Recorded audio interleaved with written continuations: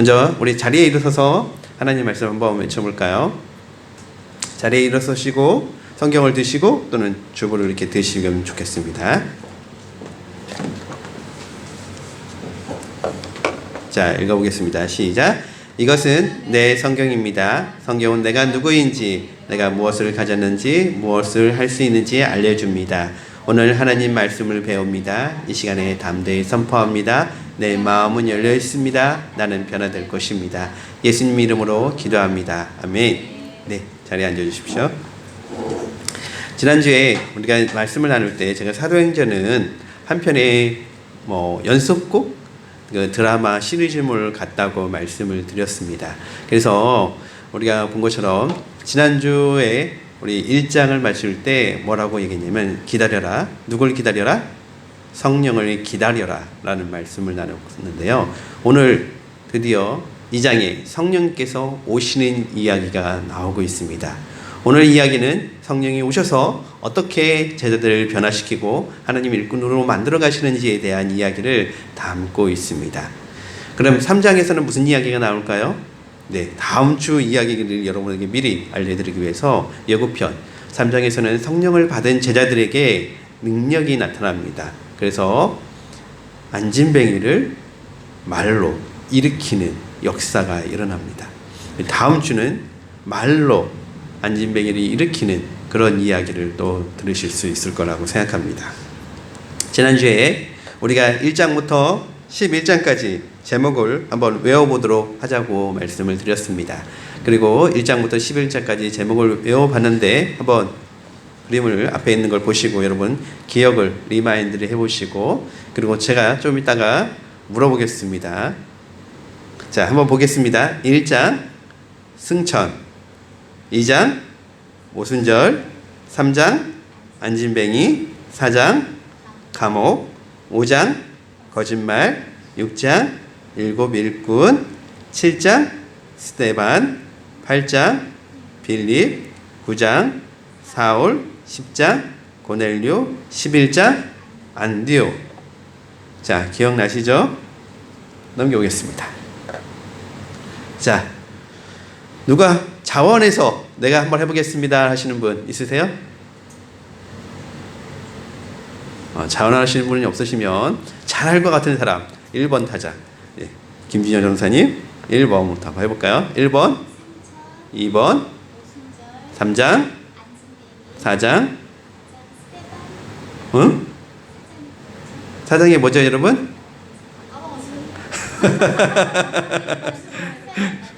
예, 4장은 안진뱅이를 일으킨 다음에 제자들이 어디에 갇히게 되냐? 감옥. 네, 감옥에 갇히게 되고요. 5장은 아나니아 삽비라가 뭘 하죠? 네, 거짓말. 6장은요? 일곱 일꾼. 그 다음에 7장은요? 스데반. 8장은 빌립. 9장 사울. 10장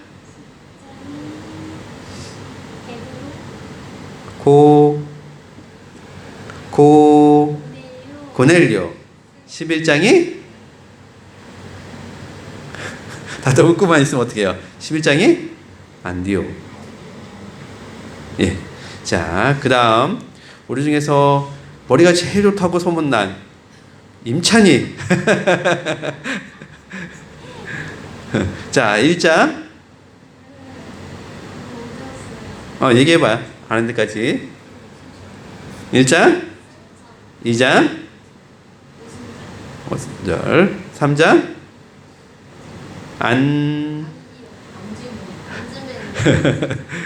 안진뱅이 다음에 4장 5장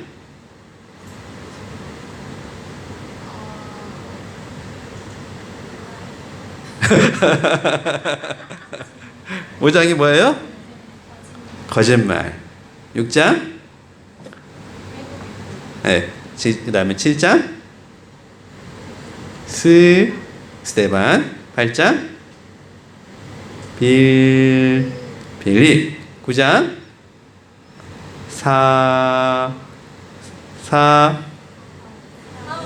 사탕이 아니고 사울. 10장 네. 11장 안 돼요. 네, 좋습니다. 자, 나는 아닐 거라고 생각하고 있는데 납니다. 이지은 자매. 한번 해볼까요? 1장, 2장, 3장, 4장, 5장, 6장, 7장, 8장, 9장, 10장,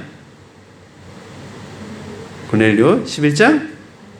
와, 박수. 자, 지은 자매 덕분에 다른 사람은 안 먹겠습니다. 여기까지 하겠습니다. 자, 여러분 주보를 보시면서 우리 성경을 함께 읽으면서 문제를 한번 풀고 말씀을 나누도록 하겠습니다. 읽겠습니다. 1절 읽어주세요.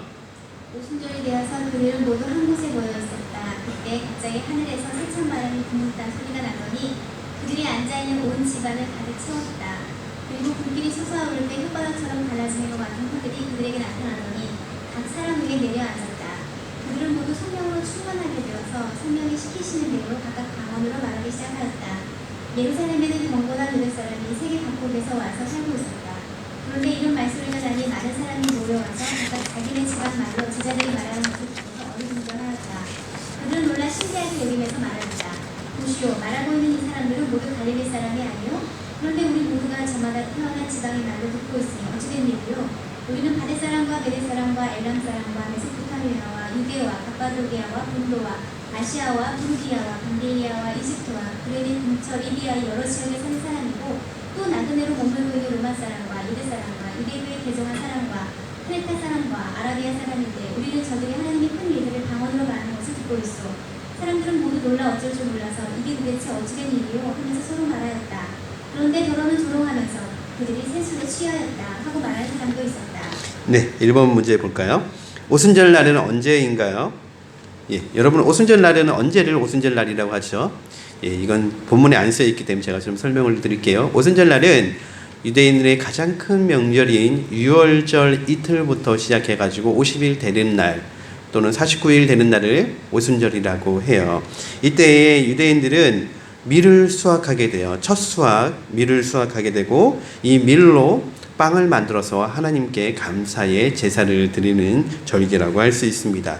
오늘날 태양력으로 우리가 갖고 있는 절기로 얘기하면 4월달, 5월달쯤에 해당하는 절기라고 할 수 있습니다. 당시에 1세기에는 6월절에 많은 유대인들이 모였는데 왜 모였냐면 전설에 의하면 이 6월 오순절 때 하나님이 모세에게 십계명을 주었다라는 전설이 있어서 그래서 오순절날 더 많은 사람들이 모이기 시작했다고 합니다. 두 번째 들어가 볼까요? 오순절날에 제자들에게 놀라운 기적이 일어났습니다. 그것은 어떤 것이었나요?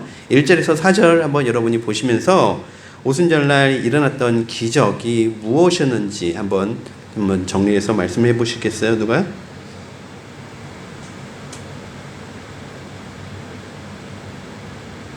뭐죠? 성령이 임하셨어요. 이렇게 표현할 수 있죠. 근데 성령이 임하는 것에 대해서 이 성경에서는 재밌는 표현을 쓰고 있어요. 먼저 2절부터 보시면 그때 갑자기 하늘에서 세찬 바람이 부는 듯한 소리가 났어요. 뭐가 났어요? 바람 부는 소리. 바람 부는 소리. 바람이 어떻게 해요? 세게 부는 소리 같은 게 났어요. 그리고 3절 보세요. 그리고 불길이 솟아오를 때처럼, 불길이 솟아오르는 것처럼, 여러분 불길이 솟아오르는 걸 보셨죠? 불 났을 때 이렇게 불이 막 타오르는 광경, 그런 광경처럼요. 그리고 세 번째, 4절에 보면 각각 사람들이 뭘 하기 시작했냐면 방언을 말하기 시작했다라고 표현하고 있어요. 이게 보면 강한 바람 같은, 바람은 아닌데 바람 소리 같았어요. 그리고 불의 혀 같은, 불은 아니었는데 불길 같은, 그리고 우리가 쓰는 말은 아닌데 다양한 말이 일어났어요. 어떻게 했을 때요? 성령이 임하셨을 때 일어난 기적이었어요. 그 바람 소리 같았고 불 같았었고 희한한 말이 들리기 시작한 것이 이때 임한 일이었어요. 여러분 이런 걸 본 적이 있으세요? 바람 소리 같았고 불길 같았고 그리고 희한한 말소리가 들리는 거 보신 적 있으세요? 별로 우리가 살다 보면 별로 그런 거 경험을 못했죠. 이걸 몇 사람이 봤어요? 예, 한 3천여 명의 사람들이 봤다고 나중에 기록에 나와 있어요. 자, 두 번째 질문 볼까요? 이어서 제자들이 성령 충만해지고 나서 성령이 임하고 나서 한 일은 뭘까요? 11절에 써 있어요. 11절에 제자들이 한 일을 뭐라고 쓰죠? 예, 방언을 했어요. 근데 그 방언을 했다 그 바로 앞에 말이 중요한 건데요.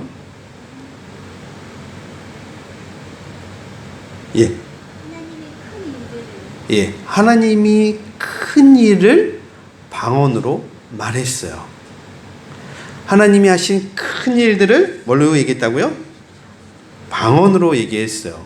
근데 이 방언은 사람들이 알아들을 수 있는 언어였어요. 이탈리아에서 온 사람들에게 해당하는 이탈리아어도 있었고, 오늘날로 얘기해 볼게요. 오늘날로 얘기하면 그리스에서 온 사람들은 이게 알아들을 수 있는 그리스어로, 오늘날 아랍 쪽에서 온 사람들은 아랍어로, 오늘날 이집트에서 온 사람들에게는 이집트어로, 오늘날 터키 쪽에서 온 사람들에게는 터키어로 해당하는 언어로 하나님이 하신 크신 일들을 이야기했대요. 하나님이 하신 크신 일들을 이야기했어요. 하나님이 어떤 크신 일을 했을까요? 이 사람들이 무슨 이야기를 했을까요? 이따가 그에 대한 답을 찾을 수 있어요. 이따 베드로의 설교에 그 이야기가 나오기 때문에 좀 더 뒤에 보십시다. 자, 3번 질문 읽어볼까요? 이 기이한 현상을 본 사람들은 누구입니까? 이것이 의미하는 바는 무엇입니까? 자, 이 기이한 현상을 본 사람들은 누구죠? 자, 앞에 있는 지도에 보세요, 여러분. 앞에 있는 지도, 여러분 주부에도 있는 지도예요. 여러분이 지금 가지고 계신 지도에도 있지요. 거기에 보면 요 본문 속에 나오는 사람들이 출신 지역을 다 표시했어요. 로마, 아시아, 밤빌리아, 부르기아, 본도, 갑바도기아, 메소포타미아, 바데, 메데, 엘람, 아라비아, 애굽, 리비아. 여기 있는 걸 다 표시해 놓은 거예요. 자, 여기 보면 지중해에 있는 거의 대부분의 지역에서 사람들이 왔어요. 이 온 사람들은 유대인들이었어요. 근데 디아스포라, 흩어져 있는 유대인이었기 때문에 헬라어를 유대어인 히브리어를 사용하기보다는 히브리어는 아주 조금 할 줄 알고 대부분은 자기 언어를 할 줄 알고 그리고 하나 더 한다면 헬라어를 할 줄 아는 사람들이었는데 이 사람들의 모국어, 영어로 마더텅이라고 하는데 마더텅, 이 모국어는 각각 달랐어요. 유대인이었지만 유대인이 살고 있는 이 예루살렘이나 유대인이 살고 있는 이 이스라엘에 살고 있지 않았기 때문에 이 사람들은 기본 언어가 모국어가 유대인어가 아니었어요. 히브리어가 아니었어요. 어떤 사람은 우리식으로 얘기하면 한국어, 어떤 사람은 일본어, 어떤 사람은 중국어, 어떤 사람은 터키어, 어떤 사람은 영어를 쓰는 사람들이었어요.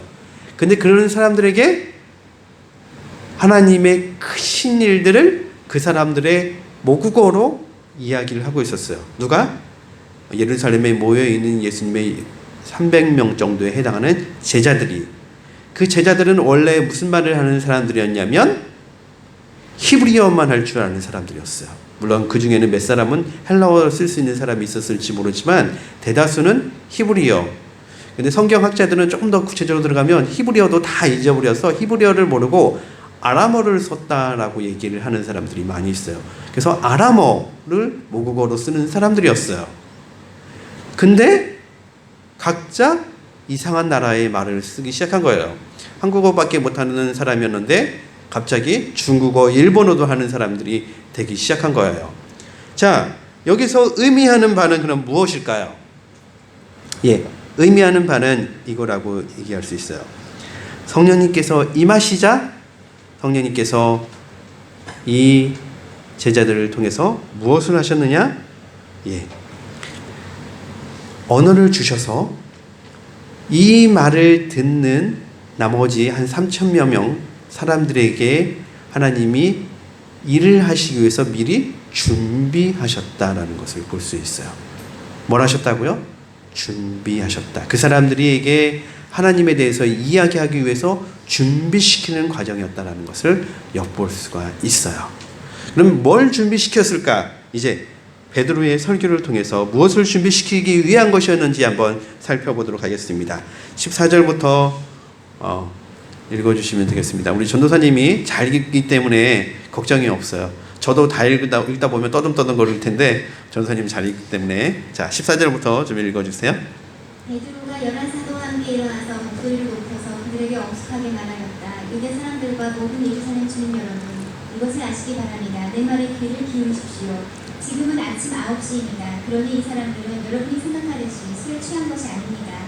이 일은 하나님께서 예언자 유엘을 시켜서 말씀하신 대로 된 것입니다. 하나님께서 말씀하신다. 마지막 날에 나는 내 영을 모든 사람에게 부어주겠다. 너희의 아들들과 너희의 딸들은 예언을 하고 너희의 젊은이들은 환상을 보고 너희의 늙은이들은 꿈을 꿀 것이다. 그날에 나는 내 영을 내 남종들과 내 여종들에게도 부어주겠으니 그들도 예언을 할 것이다. 또 나는 위로 하늘에 놀라운 일을 나타내고 아래로 땅에 징조를 나타낼 것이니 곧 피와 불과 자욱한 연기이다. 주님이 크고 아름다운 날이 오기 전에 해는 변에서 어두움이 되고 다른 변에서 피가 될 것이다. 그러나 주님의 이름을 부르는 사람은 구원을 얻을 것이다. 이스라엘 동포 여러분, 이 말을 들으십시오. 여러분이 아시는 바와 같이 나사렛 예수는 하나님께서 기적과 놀라운 일과 표징으로 여러분에게 증명해 보이신 분입니다. 하나님께서는 그를 통하여 여러분 가운데서 이 모든 일을 행하셨습니다. 이 예수께서 버림을 받으신 것은 하나님이 정하신 계획을 따라 미리 알고 계신 대로 된 일이지만 여러분은 그를 무법자들의 손에 들어서 십자가에 못 박아 죽였습니다. 그러나 하나님께서는 그를 죽음의 고통에서 풀어서 살리셨습니다. 그가 죽음의 세력에 사로잡혀 있는 것은 있을 수 없는 일이기 때문입니다. 다윗이 그를 가리켜 말하기를 나는 늘 내 앞에 계신 주님을 보았다. 나를 흔들리지 않게 하시려고 주님께서 내 오른쪽에 계시기 때문이다. 그러므로 내 마음은 기쁘고 내 혀는 즐거워하였다. 내 육체도 소망 속에 살 것이다. 주님께서 내 영혼을 지옥에 버리지 않으시며 주님의 거룩한 물을 썩지 않게 하실 것이다. 주님께서 나에게 생명의 길을 알려주셨으니 주님의 앞에서 나에게 기쁨을 가득 채워주실 것이다 하였습니다. 동포 여러분, 나는 조상 다윗에 대하여 자신있게 말씀드릴 수 있습니다. 그는 죽어서 묻혔고 그 무덤이 이날까지 우리 가운데 남아있습니다. 그는 예언자이므로 그의 후손 가운데서 한 사람을 그의 왕자에 앉히시겠다고 하나님이 맹세하신 것을 알고 있었습니다. 그래서 그는 그리스도의 부활을 미리 내다보고 말하기를 그리스도는 지옥에 버려지지 않았고 그의 육체는 썩지 않았다 하였습니다. 이 예수를 하나님께서 살리셨습니다. 우리는 모두 이 일의 증인입니다. 하나님께서는 이 예수를 높이 올리셔서 자기의 오른쪽에 앉으셨습니다. 그는 아버지로부터 약속하신 성령을 받아서 우리에게 부어주셨습니다. 여러분은 지금 이 일을 보기도 하고 듣기도 하고 있는 것입니다. 다윗은 하늘에 올라가지 못하였으나 그는 이렇게 말하였습니다. 주님께서 내 주님께 말씀하시기를 내가 내 원수를 내 발 아래에 굴복시키기까지 너는 내 오른쪽에 앉아있어라 하셨습니다. 그러므로 이스라엘 온 집안을 확실히 알아두십시오. 하나님께서는 여러분이 십자가에 못 박은 이 예수를 주님과 그리스도가 되게 하셨습니다. 네, 잘 읽어주셨습니다. 근데 하나 틀렸네요. 아까 볼 때 주님의 크고 영화로운 날이 오기 전에는 근데 주님의 크고 아름다운 날이라고 읽었어요. 아름다운 글씨가 없는데 아름다운이라고 읽었어요. 다들 못 느끼셨어요? 예, 좋습니다. 다행이네요. 저만 알았습니다. 자, 4번 볼까요? 우리 희재, 저 뒤에 주부 갖고 오세요. 이거 갖고 오셔서 보세요. 뒤에 있어요, 희재. 자, 4번 유엘 선지자의 예언을 통해서 알 수 있는 것 세 가지. 17절부터 22절에 보면 세 가지에 대해서 이야기를 하고 있어요. 베드로가 설교하는 내용입니다. 이 내용은 베드로가 설교하면서 유엘 선지자의 예언에 대해서 얘기했는데 17절에 보세요. 마지막 날에 나는 내 영을 모든 사람에게 부어주겠다. 자, 하나님의 영이 부어진다. 언제? 마지막 날에. 이게 첫 번째예요. 마지막 날에 하나님의 영이 부어진다. 두 번째, 모든 사람에게 부어주겠다. 너희의 아들들과 너희의 딸들은 예언을 하고 너희 젊은이들은 환상을 보고 너희 늙은이들은 꿈을 꿀 것이고 그날에 나는 내 영을 내 남종들과 내 여종들에게도 부어주겠다. 그들도 예언을 할 것이다. 무슨 얘기예요? 마지막 때에 영이 누구에게 임한다? 남자, 여자, 노인, 젊은이 모두에게 임할 것이라는 거예요. 남녀노소 모두에게. 세 번째 21절을 한번 볼까요? 그러나 주님의 이름을 부르는 사람은 무엇을 얻을 것이다? 구원을 얻을 것이다. 주님의 이름을 부르는 사람들은 구원을 얻을 것이라는 거, 이 세 가지 약속이 있었어요. 마지막 때에 남녀노소에게 성령이 임할 거예요. 그리고 그때 주님의 이름을 부르는 사람들에게는 뭐가 임한다? 구원이 임할 거라는 약속을 요엘서가 하고 있었어요. 베드로가 이 말씀이 생각난 거예요. 저처럼 이 말씀을 준비해갖고 와서 여러분과 함께 나누는 것이 아니라 기도하고 성령이 임하자 베드로가 자리에서 일어났고 베드로의 머릿속에 갑자기 요엘서 이 말씀이 떠오르게 되었고 베드로가 이 말씀을 설교하게 된 거예요. 그리고 나서 베드로는 이 말씀의 근거에서 이야기를 하면서 설교를 해요. 자, 22절부터 36절까지 보면 베드로의 설교의 내용이 나옵니다. 첫 번째 무엇에 대해서 설교하느냐? 22절을 한번 볼까요? 22절을 보면 하나님께서 기적과 놀라운 일을 하면서 쭉 설명하고 맨 마지막 절에요. 마지막에 이 모든 일을 행하셨습니다. 첫 번째 베드로는 무엇에 대해서 설교를 하시냐면 예수님이 하신 일을 설교를 하는 거예요. 예수님이 하신 일. 자, 여러분 예수님이 하신 일, 여러분이 알고 있는 일이 무엇이 있어요? 예수님이 침례를 받으셨어요. 그리고 예수님이 하신 일이 무엇을 알고 있어요? 병자들을 고쳐주신 일을 알고 있어요. 예수님이 그리고 뭘 하셨어요? 제자들을 불러서 제자들을 교육시키고 제자들을 파송해서 사람들에게 복음을 전하게 하시는 일들을 하셨어요. 그렇죠? 요 일들을 베드로가 설명을 한 거예요. 자, 여러분 누구에게? 3천여 명의 사람들, 기도할 때 성령이 임하는 것을 본 그 주변에 3천여 명의 사람들에게 베드로가 이 이야기를 하고 있는 거예요. 첫 번째는 예수님이 하신 일이었어요. 그리고 나서 두 번째 베드로가 23절에서 이야기합니다. 근데 무법자들의 손을 빌려서 십자가에 못 박아 죽였습니다. 예수님의 무엇을 이야기하고 있어요? 예수님의 죽음을 이야기하고 있어요. 성경에서는 한 절로 이 부분을 예수님의 죽으심을 다 표현하고 있지만 베드로는 분명히 이야기했을 거예요. 여러분 예수님이 십자가에 달려 죽은 거 여러분 잘 아시죠? 보셨죠? 여러분 예루살렘에 있는 여러분 다 들으셨잖아요. 그쵸? 근데 왜 그랬냐면 하나님은 죄인을 벌하셔야 되는데 여러분과 제가 죄인이지 않습니까? 예수님은 죄가 없는 분인데 죄가 없는 분이 우리 대신 십자가에 달려 돌아가셨어요. 왜냐? 여러분과 저를 대신해서 요 이야기를 하셨을 거예요. 그리고 나서 24절부터 32절 24절 볼까요? 그러나 하나님께서 그를 죽음의 고통에서 풀어서 살리셨습니다. 뭘 얘기해요? 예수님의 부활을 이야기하고 있는 거예요. 예수님의 부활이 왜 중요할까요? 하면서 베드로가 얘기를 했겠죠. 성경에는 간략하게 나와 있지만 분명히 이렇게 얘기를 했을 거예요. 여러분 예수님의 부활이 왜 중요해요? 우리가 부활할 거거든요. 우리도 다 어떻게 되죠? 70이든 80이든 나이가 차고 나면 우리 다 죽어요. 하지만 우리는 죽음으로 끝나는 게 아니라 뭘 해요? 부활하죠. 어디로요? 하늘나라 천국으로 간다는 사실을 베드로가 이야기했을 거예요. 그리고 나서 33절부터 36절에 33절 볼까요? 하나님께서 이 예수를 높여 올리셔서 자기의 오른쪽에 앉히셨습니다. 자, 여러분 물어볼게요. 왕 오른쪽에 누가 앉아요? 왕 오른쪽에 앉는 사람 누구예요?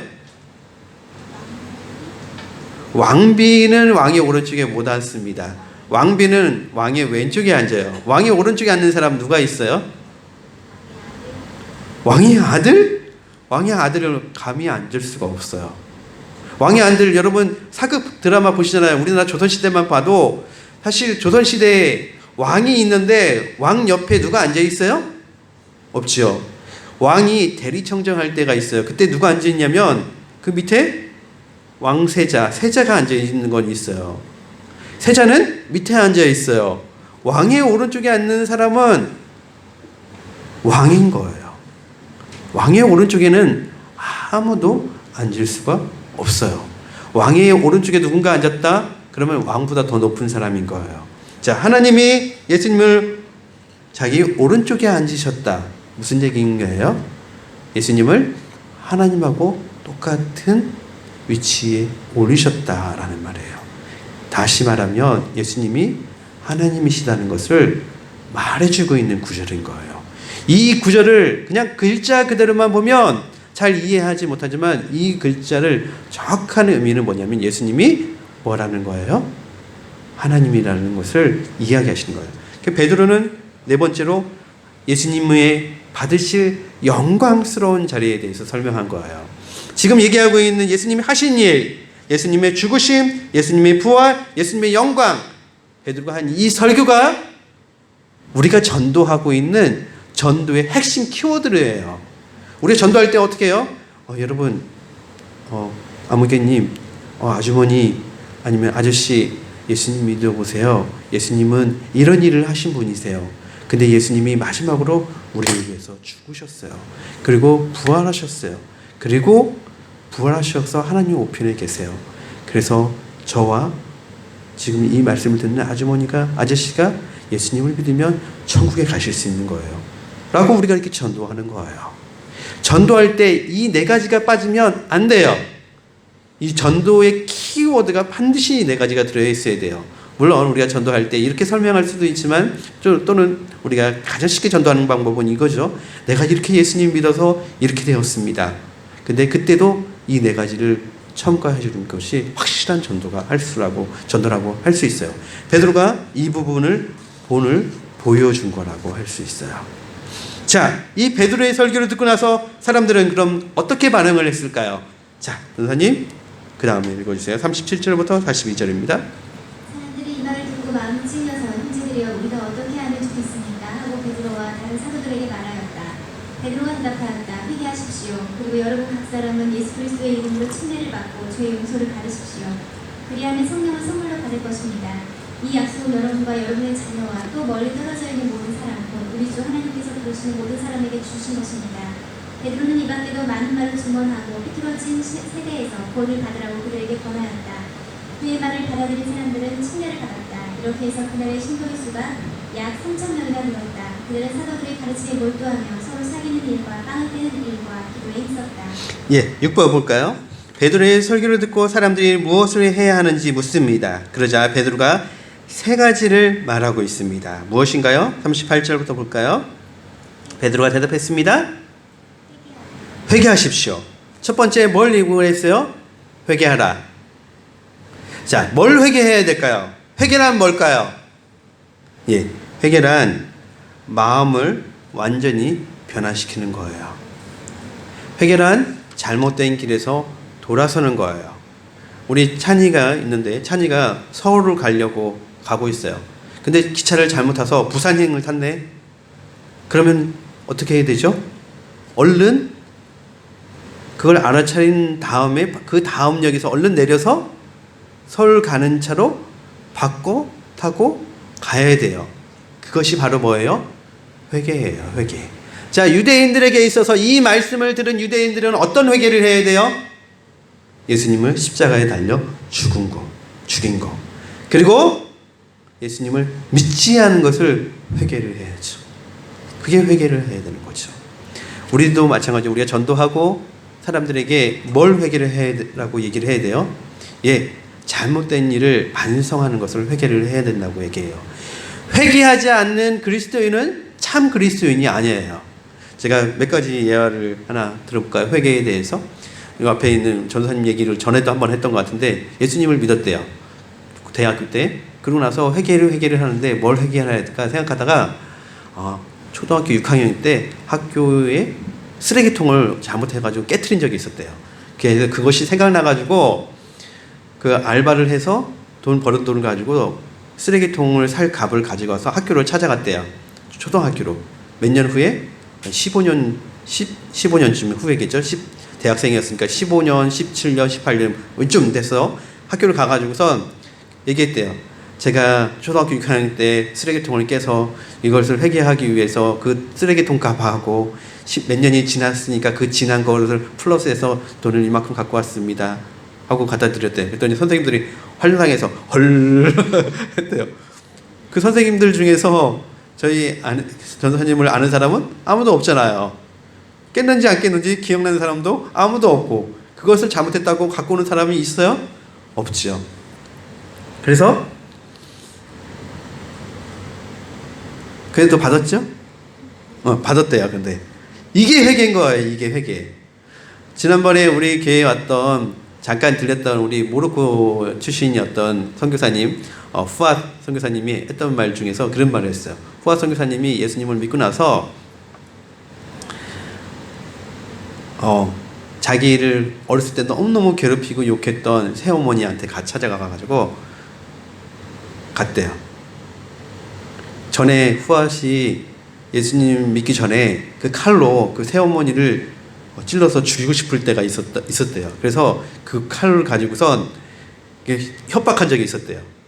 그래서 갑자기 후아씨 딱 나타났는데 부엌에 가더니 칼을 꺼내 갖고 왔대요. 그것을 보자 그 새어머니가 제가 드디어 나를 이제 죽이려고 왔구나 라고 생각했을 때요. 근데 그 후아 선교사가 그것을 녹으면서 무릎 꿇고 새어머니한테 회개를 했대요. 어머니, 제가 예수님을 믿었어요. 근데 어머니가 저를 욕하고 저를 학대하고 그리고 저에게 나쁜 일을 할 때마다 이 칼로 어머니를 죽이고 싶은 마음이 있었는데 제가 예수님을 믿고 나서 돌이켜보니까 이것이 저의 잘못이라는 것을 알게 되었어요. 그래서 이렇게 내려놓고 어머니 저를 용서해 주셨대요. 그러자 그 새어머니가, 그 후아 선교사님을 그렇게 싫어했던 그 새어머니가 오히려 자기가 끊어안고 울면서 미안하다고, 그분은 예수님 믿지 않았는데 오히려 자기가 미안하다고, 내가 어린 너한테 너무 학대한 것 같다고 미안하다고 같이 하면서 둘이 얼싸안고 울었대요. 그러면서 저한테 질문하더라고요. 태용, 너도 새어머니 밑에서 큰 거 알고 있는데 어머니가 예수님 믿고 회개하느냐고. 안 하던데? 그랬더니 그런 거예요. 그러면 진짜 그리스도인이 아니라고. 자, 여러분, 진정한 그리스도인은 회개하는 그리스도인이에요. 여러분, 진정한 그리스도인이십니까? 우리 회개해야 돼, 하나님 앞에서. 이걸 우리가 회개할 뿐만 아니라 복음을 전한 다음에 그 사람이 회개할 수 있도록 우리가 알려주고 이야기를 해줘야 돼요. 첫 번째는 회개를 해야 되는 거였어요. 두 번째, 침례를 받고 침례를 받아라. 이 침례를 받아라는 의미는 오늘날 우리가 알고 있는 의미하고 조금 달라요. 오늘날 우리 보고 침례를 받으라 할 때 우리 중에서 침례 안 받겠다 할 사람은 사실 거의 없을 것 같아요.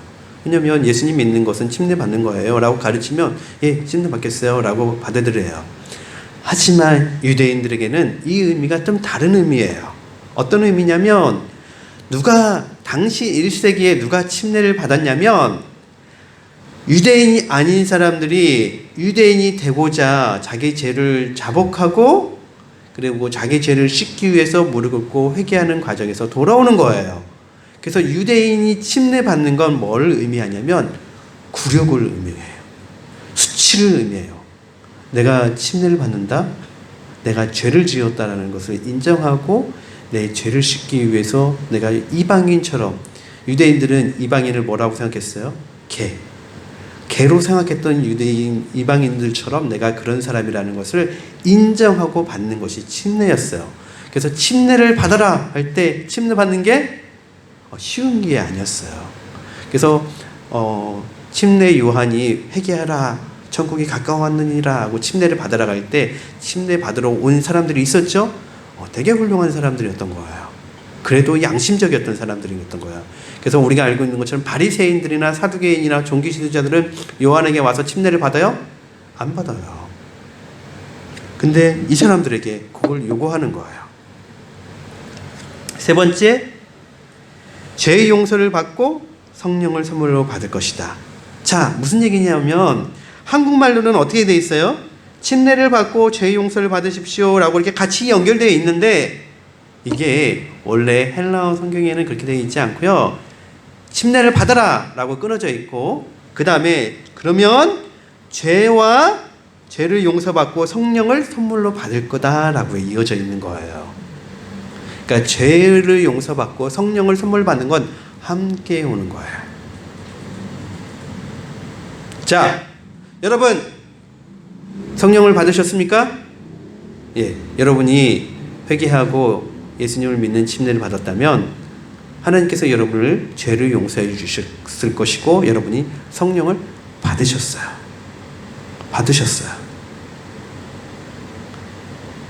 자, 그러면은 이 본문 속에 있는 제자들에게 성령을 기다리라 하는 말하고 뭐가 차이가 있을까?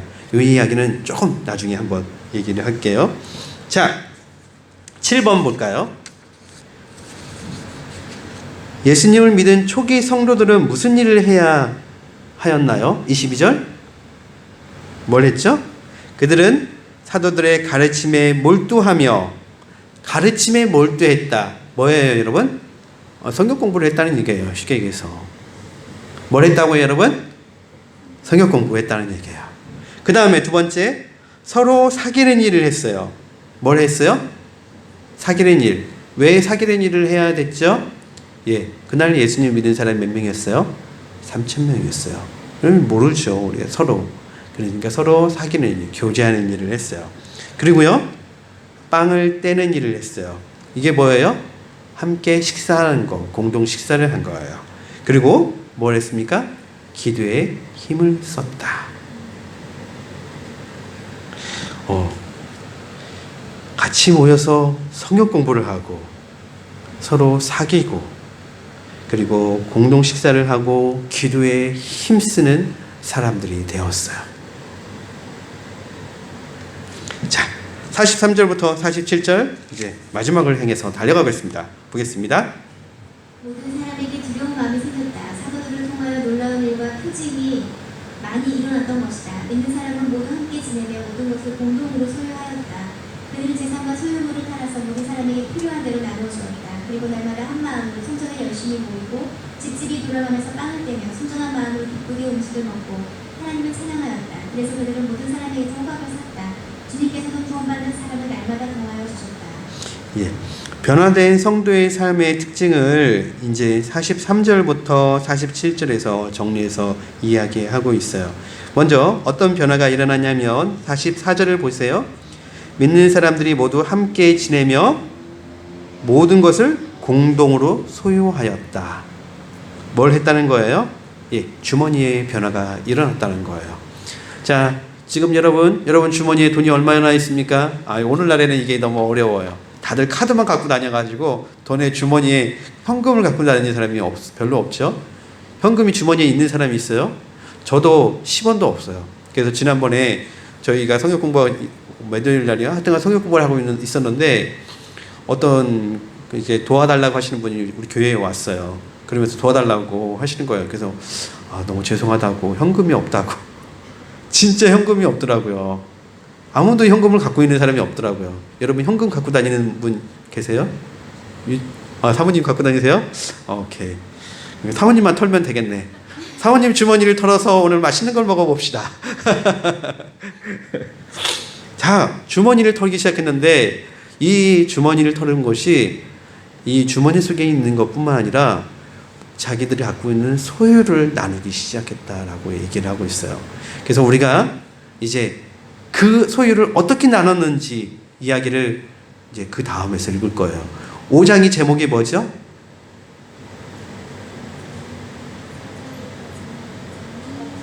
거짓말이잖아요. 거짓말.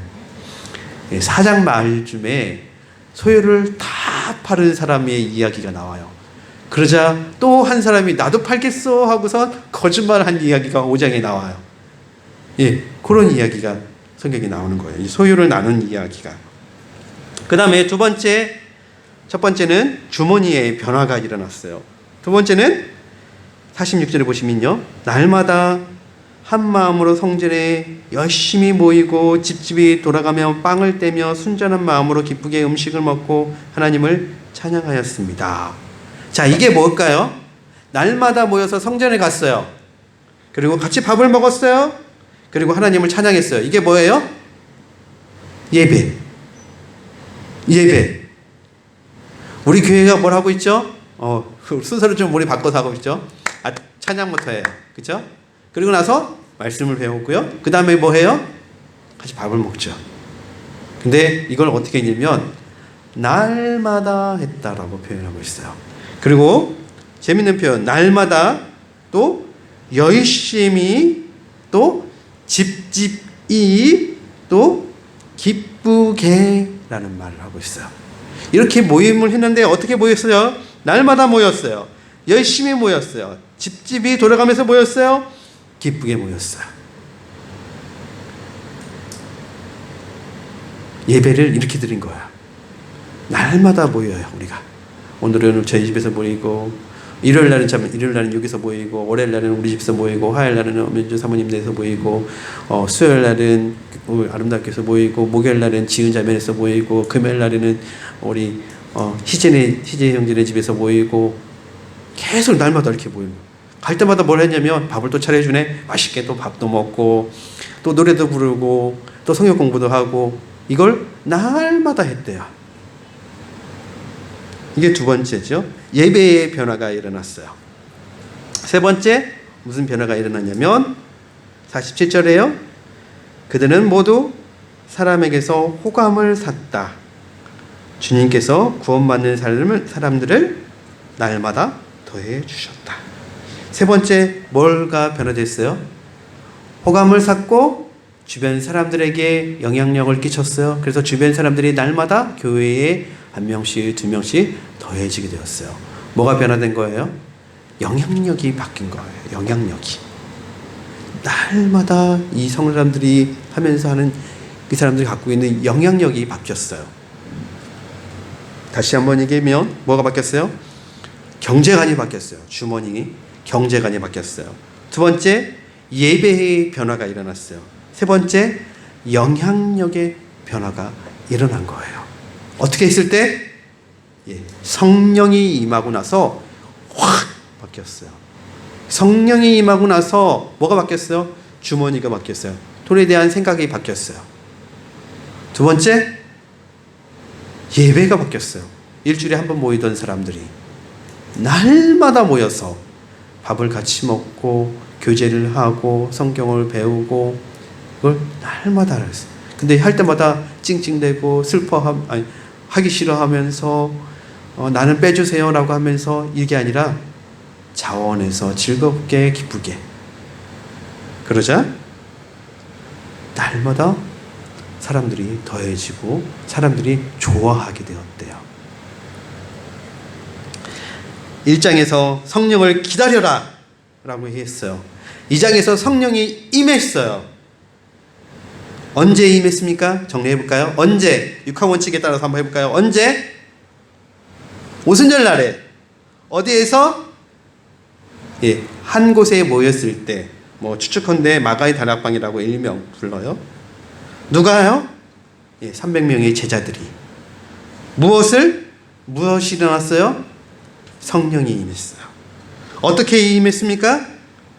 제자들이 한 곳에 모여서 기도하고 있을 때 성령이 임했어요. 왜 성령이 임했습니까? 예수님이 명령하셨어요. 그리고 요엘 선지자가 예언했어요. 예언한 그대로, 예수님이 명령하신 그대로 됐어요. 그 결과 어떤 결과가 일어났습니까? 제자들만이 아니라 3,000명의 사람들이 예수님을 믿게 되었어요. 그리고 교회가 생겼어요. 목사님, 교회가 어디 생겼어요? 교회란 이런 건물이 교회가 아니죠. 그리스도인들, 예수님 믿는 사람들이 모이는 게 교회잖아요. 교회가 생겼어요. 그리고 뭐가 바뀌었어요? 제자들의 인생이 바뀌었어요. 겁쟁이였던 제자들, 무엇인가를 할 수 없었던 제자들이 확 바뀌었어요. 뭐 하는데 바뀌었어요? 제자들의 주머니가 바뀌었어요. 제자들의 예배드리는 태도의 삶이 바뀌었어요. 그리고 그들의 영향력이 바뀌었어요. 우리에게 성령이 임하지 않았나요? 우리에게 성령이 임하셨어요. 예수님을 믿고 회개하고 침례를 받은 사람들에게는 성령이 내주하고 계세요. 그렇다면 오순절에 일어났던 사건과 오늘날 우리는 왜 다른 모습일까요? 우리는 지금 성령이 충만하지는 않은 거예요. 성령이 충만하다는 것은 이런 거예요. 이게 물이 있죠? 제가 물을 가득 부으면 물이 어떻게 해야 되죠? 넘쳐 흘러버리죠. 근데 물이 조금밖에 없으면 물은 절대로 넘쳐 흐르지 않아요. 쏟아붓지 않는 이상이요. 그쵸? 이렇게 쏟아붓지 않는 이상. 그쵸? 근데 넘치게 하는 방법은 간단해요. 부으면 넘쳐 흘러요. 우리 모두에게는 성령님이 계세요. 근데 우리 가운데 누구에게는 이만큼, 누구에게는 이만큼, 누구에게는 넘쳐 흐르겠죠. 우리는 성령 충만함을 위해서 기도해야 돼요. 하나님 성령 충만함을 주세요. 성령이 넘쳐 흐르게 해주세요. 우리에게, 우리 교회 모두에게. 그렇게 되면, 우리가 성령 충만하게 되면 우리 아무도 시키지 않아도 우리 스스로가 알아서 이런 일이 일어나는 거예요. 우리 가운데 집을 내놓고, 우리 가운데 밭을 내놓고, 우리 가운데 차를 내놓고, 우리 가운데 이런 일을 하는 사람들이 생겨서 자연스럽게 이런 현상이 일어나게 되는 거죠. 우리 아름다운 교회 많이 모이지는 않지만, 우리가 작지만 그런 교회가 됐으면 좋겠어요. 우리 모두 성령 충만함을 위해서 우리 함께 오늘 기도할까요? 찬이 반주 좀 해주세요. 오늘 우리 잠깐 소리를 내어서 우리 함께 기도했으면 좋겠어요. 하나님, 저에게 성령 충만함을 허락해 주세요. 그리고 우리 아름다운 교회 모두에게 성령 충만함을 허락해 주세요. 이렇게